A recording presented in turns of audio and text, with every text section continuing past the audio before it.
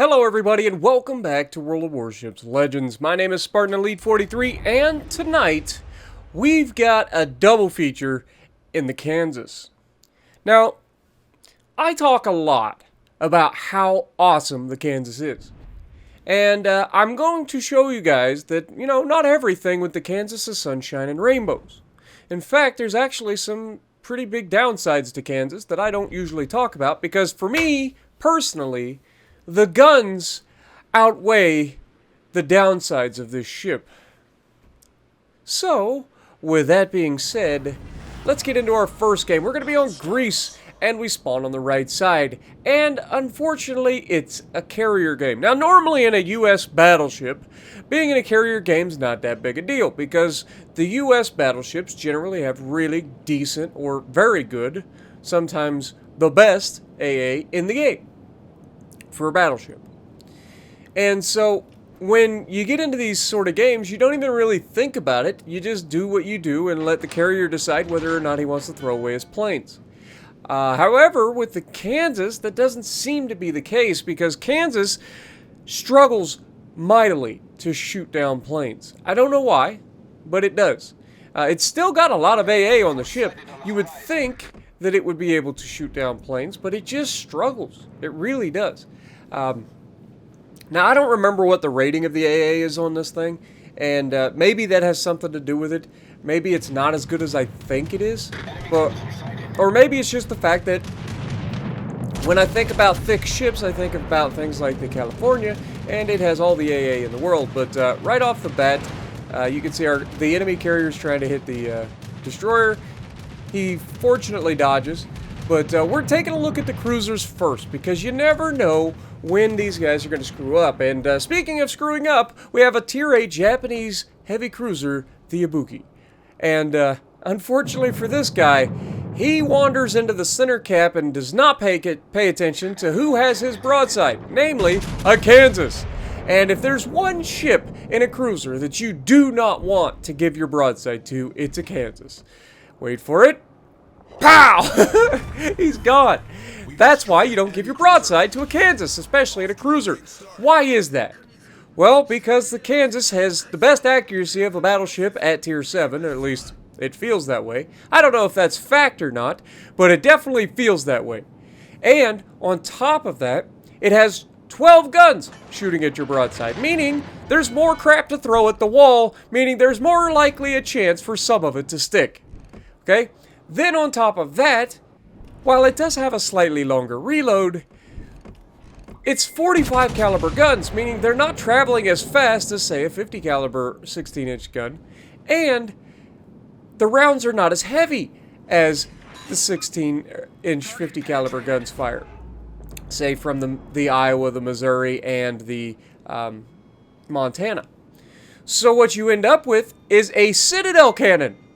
It literally just citadels everything as we took all of the health off that hipper, and now he wanders forward thinking he's going to get away with it.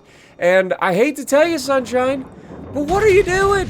You just lost all of your health, and in your infinite wisdom, you thought, yes, I will pull out slowly in front of this Kansas and see what happens. Well, you won the prize. Well done. Now, I apologize for my voice. My voice is a little off right now, and I don't know why. It's one of those times where things just don't seem to be working in my voice box. I don't know, but hopefully you guys will bear with me. Yeah. I'm going to blame it on the fact that today is my birthday.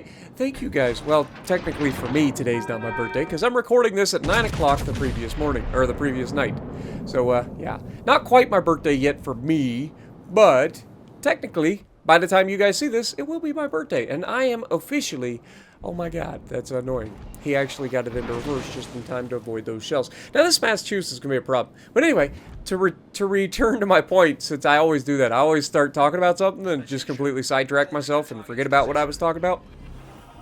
But, anyway, I'm going to be 36 years old. Or in fact, by the time you guys hear this, I am 36 years old. I'm old. What is wrong with me? Help! Please! I've fallen and I can't get up! Oh my god. We undershot him that time. He started going forward. This is so frustrating. But there's a Musashi out here, and he's going to have to take precedence. Now, the freaking Massachusetts out here is going to be a problem. Dude's going to sit out there this entire time. My destroyer's right there, which is why I kind of just assumed that he would take care of the Massachusetts. I was wrong. That destroyer struggles to do anything in this match against that Massachusetts, which is really unfortunate. But here we take a shot into the superstructure of the Musashi, and we didn't quite lead it correctly. He kind of turned away from us, and most of those shells hit towards the rear gun, hence the reason we knock out the gun. But the next shot we're going to place a little bit better. We're going to be able to get this shot exactly where we want it, and we're going to pretty much farm his superstructure, which, unfortunately, the Musashi and Yami don't have the most hit points allocated to the superstructure. So you can see I'm looking at Kutuzov here, and I decided to shoot Kutuzov. I thought I was going to shoot the Musashi again, but he is burning to death, so there's no real reason for me to shoot him. However, we take a shot at the Kutuzov, and again, don't quite lead him enough. And he gets very fortunate. I don't know if he turned towards us, but those shells end up falling high. The frickin' Massachusetts still doing what he's doing, which is just poking at me the entire time. And that's when we get the carrier spotted. So I'm like, yeah, I think, oh. It's a shame that we don't actually get to shoot the carrier. But we still got a potential shot at this Kutuzov, who's turned back and coming towards us. So we're going to go ahead and place the shot out ahead of him. And yeah, we'll take that. Now, we're assuming he is going to continue it as roughly his course, because he has been doing a pretty good job of throttle jockeying. However, his luck just ran out. I lied, because my 16-inch guns don't do anything to an angled heavy cruiser, right? Or I guess he'd be a light cruiser, I think. Forget. But it doesn't really matter, because we managed to get nothing out of that. We got 1 pin and 2 ricochets on a freaking angled cruiser. Really? That's just wrong. Now you can see here I'm thinking, okay, well, he's in a smoke. I'm going to try to shoot him. Blind fire, you miss all the shots you don't take, so why not? Now that's when I see the mines coming my direction, and I'll be honest, that's not preferable. That's 2 prolific fire spammers heading our way. The carrier's right here, and the Massachusetts, who's been shooting HE the entire game, is here as well. Now you can see Lo Yang must have hit some torpedoes on this guy, because finally he is down to very low health, and I can consider potentially finishing him off, especially as he starts to make his turn back towards us. Now here, I thought I was in a pretty good position to not get spotted. I didn't realize that the destroyer was in a perfect spot to spot me here, and unfortunately, because I'm spotted, he goes down, but I'm spotted by planes now. We do manage to citadel the mines, which is huge, and that takes us up to 82,000. Now, I know this isn't the highest damage game in the world, but as you can see, we've only shot 1 plane down at this point, and now we've got the undivided attention of the Saipan, because we are very close to his position, and he's not moving. So I'm thinking, Dev Strike inbound. He's slightly angled to us, which should give our shells enough time to arm. And at this range, we're going to land pretty much every one of these shells. And look at this shot. Oh my god. We hit 8 out of 12 shells and not a single citadel. We got 4 full pins and 4 over pins. You can't make this stuff up. And as you can see, he gets full drops away on us. Saipan doing what it does, which is multiple torpedo drops per salvo. And you can see I'm in a bit of a pickle, because with the carrier dropping me with nothing to stop him, the Kutuzov here is actually shooting at our team, which is preferable, because if he started firing at us plus the mines, I'm in trouble. I've already damage conned. So, unfortunately, I'm going to get set on fire again by this mines right about here. And that's not preferable. And then on top of that, this Massachusetts lives, and there comes 4 more torpedoes, and there's nothing I can do about it. This is the problem with the Kansas. It's that it's such a big, lumbering target that when you get into these situations where you're being focused, it can be difficult to negate damage, especially from carriers. But, I mean, generally speaking, if I have a 1v1 sort of scenario, I can outplay the majority of people, and of course I leave him with just enough to get away. But he goes down to the Lo Yang shells, and we actually survive because our team wins on points, which, I'm not gonna lie, I'm pretty happy with, because for once, it actually benefited me. But 113,000 damage, top of the leaderboard, 2,500 base. Next, we're going to be on Atlantic. And this match is going to come down to the wire. This is one of those matches that I personally very much enjoy, because it always comes down to the better players pulling the game back. Now, sometimes it's just not possible. Sometimes you get into those matches where, even though it comes down to the wire, you're just not quite able to clutch it up. And honestly, sometimes there's just nothing you can do about it. However, more often than not, when you get into those late game situations where it's very close, or in this case, it's going to be actually tied, and I mean literally tied, all the way down to the points being tied. Oh god. Sorry about that. Didn't mean that. We got an Amber Alert, so my phone started going off. It's in Akron, so it's a long ways away from me. Anyway, but we are going to be in a situation in this match where everything is tied up with very little time to go, and it's going to come down to me and one teammate in particular helping to solidify this game. And I hope you guys enjoy, because these games are rare, especially nowadays, where everything seems like it's a raffle stomp. One side ends up steamrolling the other, whether you're on the winning side or the losing side. Sometimes there's just nothing you can do about it.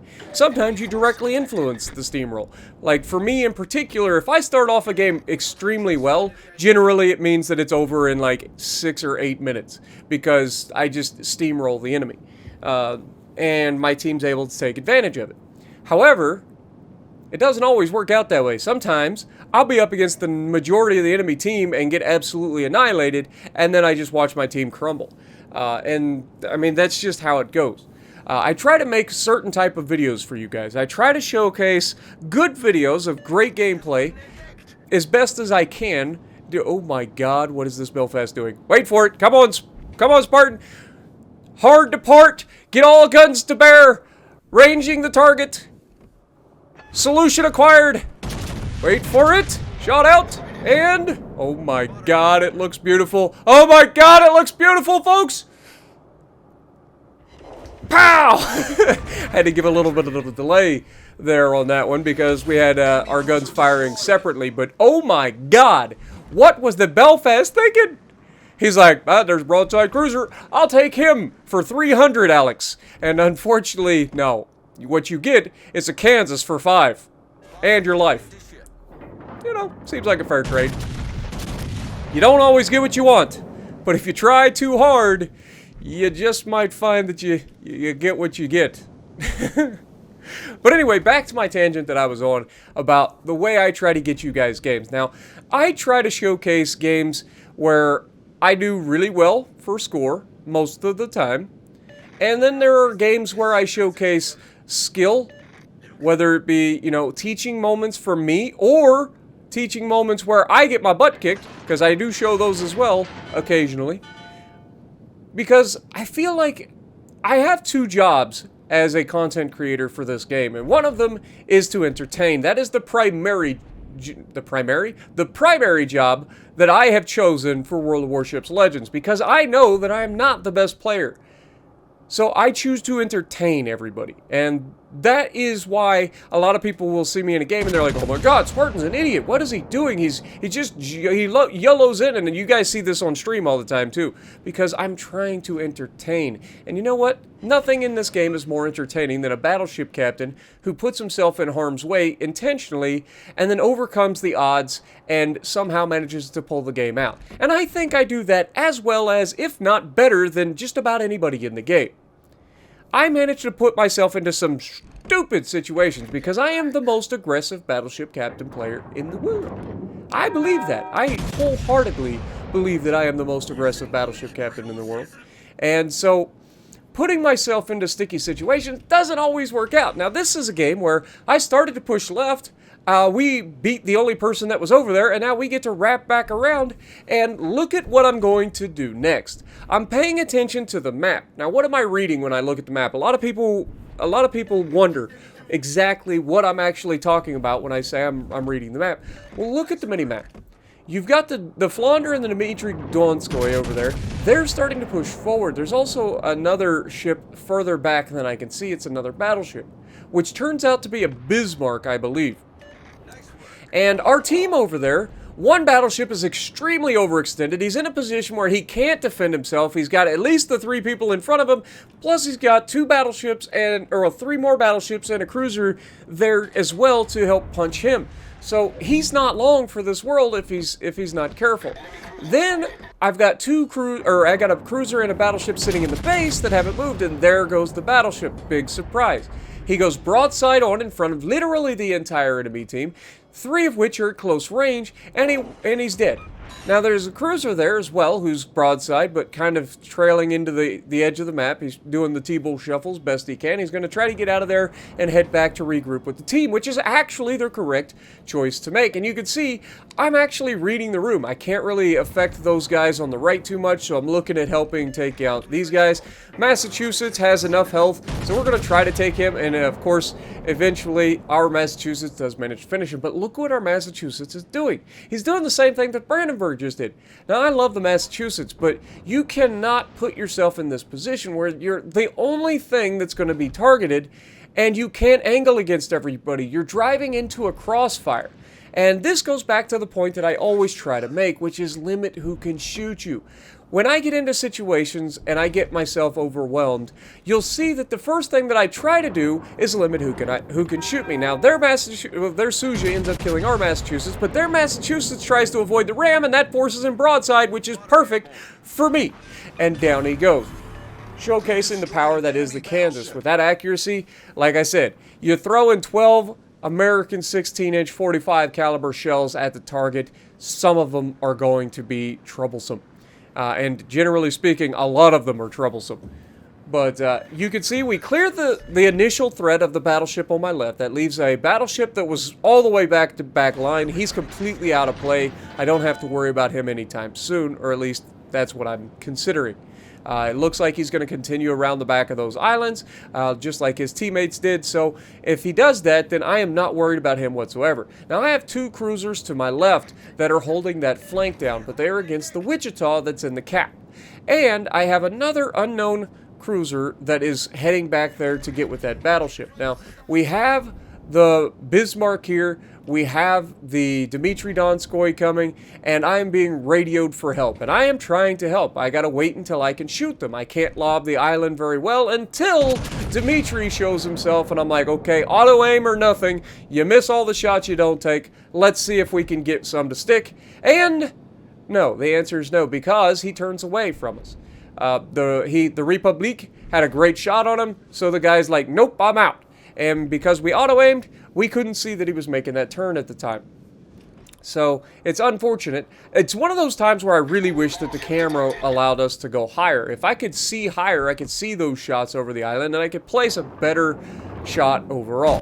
Now, Republic, broadside on, I get to get a free shot here, which is something I don't normally get in a battleship. But look at that accuracy. My God!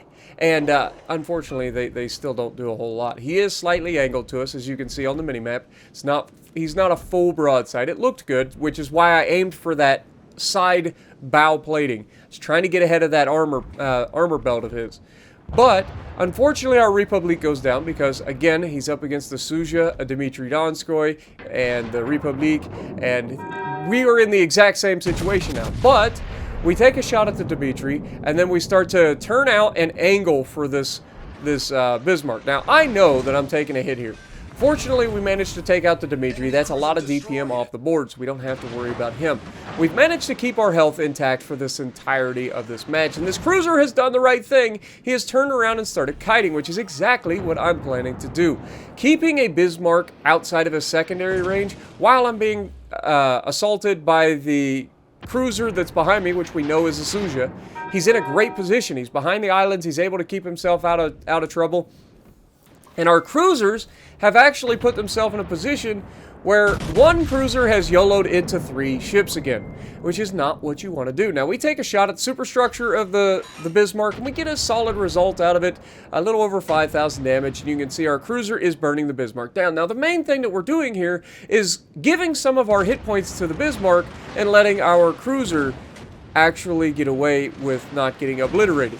Because when he shoots at us, we can negate a lot of damage, as we talked about. But he gets a very good shot, showing that he's not an idiot. He shoots for the bow side plating, and he gets multiple penetrations. We take another shot. We know he's dead. That's a superstructure hit. Oh my god, he survives it. But it doesn't matter because we took all of his health, and the Ochakov already had him burning, so he does die. Now, we put out the fires because there's nobody else to set us on fire. We're not spotted currently. We're going to be able to easily get our damage con back, hopefully. But look at the scores, guys. It is completely tied. This doesn't happen very often. Usually one or the other, you end up with a battleship extra dead or a cruiser extra dead or whatever, and the scores are not tied. But in this case, the scores are completely tied, and nobody managed to get into the base. Now, you'll see our cruiser almost got into their base there. Our battleship almost got into their base, and if that had happened, we wouldn't have to push here. But unless we want this game to end in a tie, we have to try to push and get another kill. Now, this is dangerous. I've got a Wichita out here, I've got a Suja out here, and I got a Republique, neither of which I want to get into an open gunfight with in this map. Because, let's just face it, that's a lot of DPM, and those 17-inch high-velocity guns with French magic bullets are nasty. That's just the way it is. Now, we get spotted here because of the Suja. And so I know that I'm going to get a chance to shoot a potential shot at the Suja. And sure enough, the Republique actually is able to shoot us first. He was behind the island, and we didn't actually get a chance to see him until he pops around the corner and takes a shot. We do eventually get a shot at him. We take that bow side plating, and again, this time we get what we were hoping for, which is a nasty 17,000 damage hit. And this Republique sorely misplays this. Now, there's only so much he can do.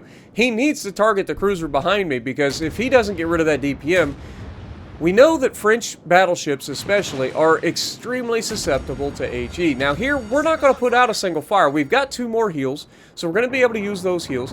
And then we got to make sure that we're able to stay alive.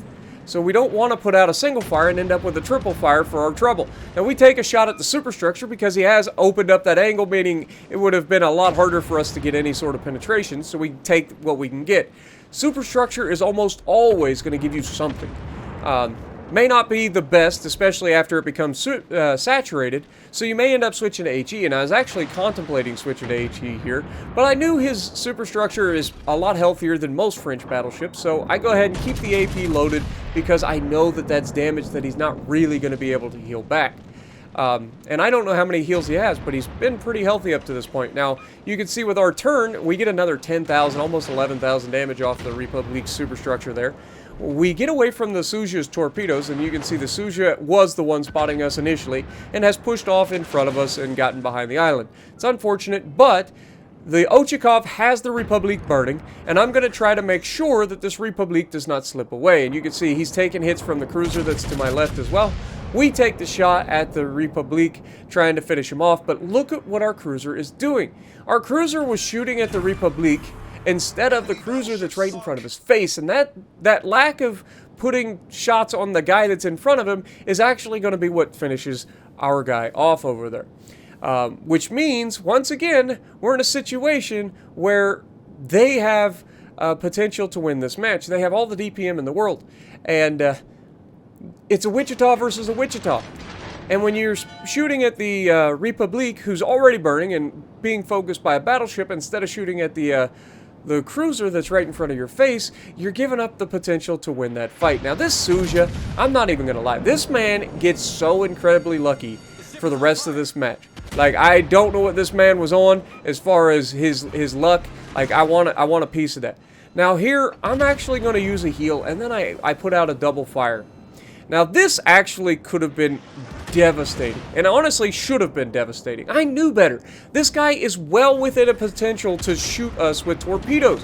He's broadside, he's kiting away, which is incredibly dangerous when you're chasing a Japanese cruiser, because they have the worst torp angles in the game for cruisers. They really do. And so when they are running away, that's when those torp angles really do come in handy. Those torp angles are disgusting when you're running away. And unfortunately, there's not a whole lot I can do. We're on damage con cooldown, and we are about to take a flood, a perma flood. And not only that, we're taking 2 torpedoes. Fortunately, they both hit the belt, and so they didn't do full damage. And at this point, we're like, oh my god, we still have the advantage in points. We got to survive 30 seconds. Are we going to be able to survive 30 seconds? Obviously, I'm going to keep shooting my guns at this Suja. I'm not going to get another shot with the front guns because it takes longer than 30 seconds to reload my guns. So I switch out to try to get the rear guns, and look at this man. He's kiting on the border, he's abusing the physics to try to make me miss, and this is a perfect shot to show why I hate this. Because my shells just freak out. They don't know what to do. And in his mind, he's winning. But in my mind, all I needed to do was survive. And I knew that the flood wasn't going to kill me in time. I got very, very lucky that there was only like 30 seconds left when we took that flood. Otherwise, we would have died. 150,000 damage, 4 kills, 2,500 base XP again. Top of the leaderboard. Thank you to the Ochikov in the back, coming in number 2 as well. Let me know. Did you guys enjoy this? Let me know. And if you like what I'm doing, punch the like button, leave a comment below, subscribe to the channel if you haven't already, and as always, I will see you in the next video.